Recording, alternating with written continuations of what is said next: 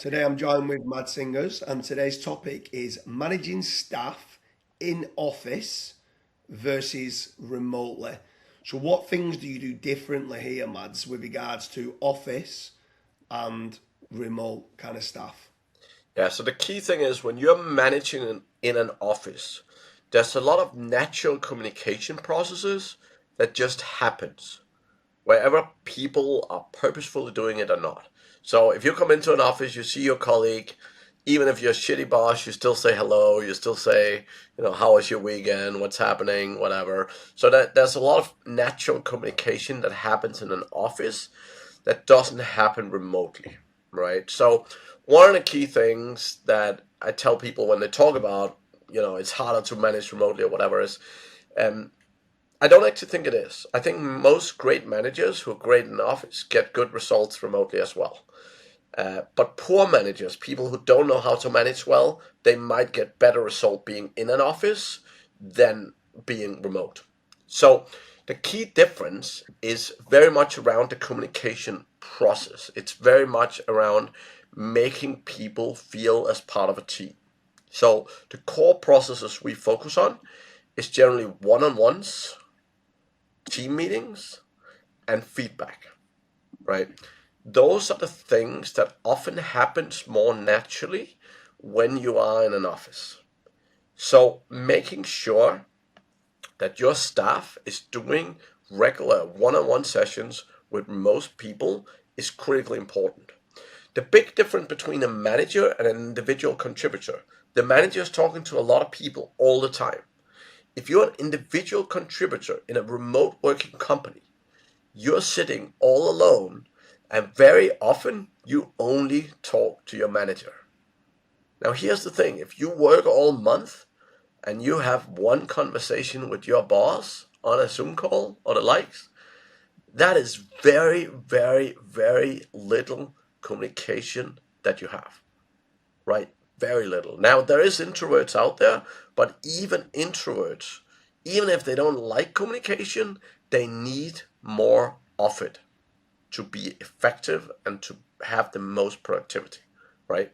The problem is, as the manager, you're always like talking to people, so you always think, oh, everyone's talking, I'm talking to everyone, but you're not, right? So making sure that as a remote working company, your team of leaders and managers, they're doing one-on-ones, and I always tell people do it on a weekly basis, 30 minutes, right?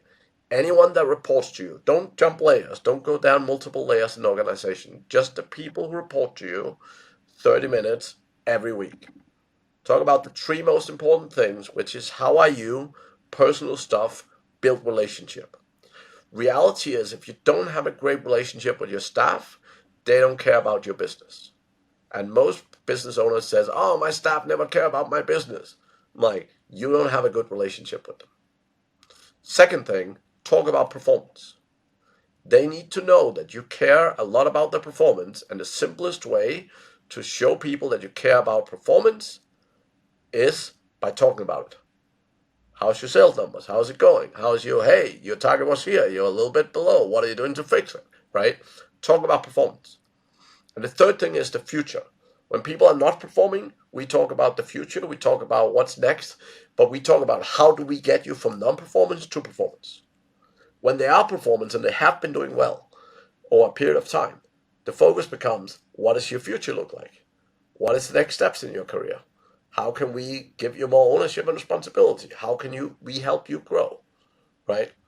And those are incredibly important. And I really recommend if you guys don't have a tool right now, I really recommend you utilize a tool where you can track across your businesses what your managers are doing in terms of one-to-ones. How often, how many, make sure it's done regularly, right? Because you risk when it's not being done, you risk having these remote people sitting, not being communicated to effectively, and that can be a huge challenge, right? We utilize a tool called Hey Ramp, which is fantastic, but there's a pile of tools out there that's very good at doing this stuff, and it can also help you do a performance review and the likes, right?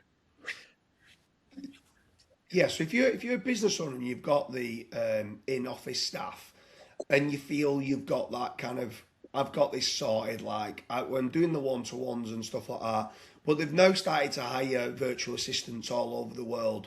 Do you think that the managements need training? Because obviously, like you're saying, it's very different to be managing remote staff versus in-office staff.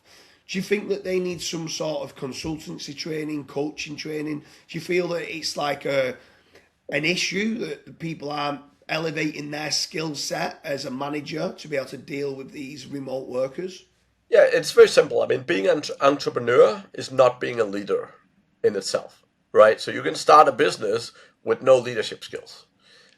So what I would say is, if you and your team haven't had leadership training, if you don't come from a background where you've had leadership training in a corporate world and a different company, yeah, you will probably benefit big time, right? Reality is, most managers out there do the best they know how to.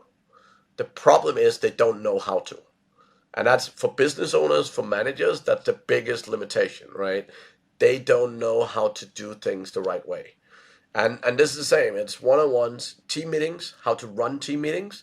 Like, most managers end up speaking 95% of the time. And then they kind of finish the meeting by, anyone have any questions? Like, it's literally just a monologue, right? It's not a team meeting. It's not about the team. It's just a manager blabbing, right? And again, like, there's certain things you can do, communication processes with Slack and so on. But fundamentally, people want to feel like they matter. They want to feel like they're important. They want to feel like they're in the know. They want to feel like they're getting communicated to by their coworkers, and particularly by their boss, right? And this is like, getting good leadership training is definitely a game changer in terms of making sure that you and the team um, have a good idea of what you're doing. Because reality is, being an individual contributor, it's all about what you do. It's all about you.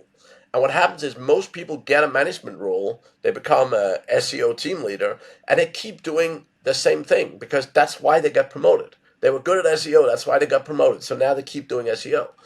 But management versus being an individual contributor is totally different. The second you manage a team, what you do no longer matters. What matters is what the team does. And learning that transition without training often takes many years for people. And yeah, just like going to the gym, it's significantly faster and easier to get some good training from an experienced management trainer or consultant that I like. Yeah, so obviously you do a lot of this business coaching and business training. Where if someone's watching this now and says, "Do you know what? I need my leadership team, so I need my C-level suite of kind of people to be better at what they do." How can someone reach out to somebody like yourself to get this training and coaching? It's very easy. mattsingers.com, or just put in Matt Singers in any social media. Again, it's an important step, but it's often overlooked, right? Like, people love investing in sales training and customer service training, but the most important people, the leaders and managers, they often overlook when it comes to training. And it makes a huge difference when you actually go and invest in those most important people. Yeah, for sure. Anyone who's watching this, have you got in-office staff or remote staff? Have you found it difficult in managing the remote staff? Have you had leadership training? Leave a comment in the comment section. Let me know what's worked well for you, what hasn't, what we've not discussed that you think is great. I'd love to hear some feedback. Appreciate having you, Mads. Cheers, mate.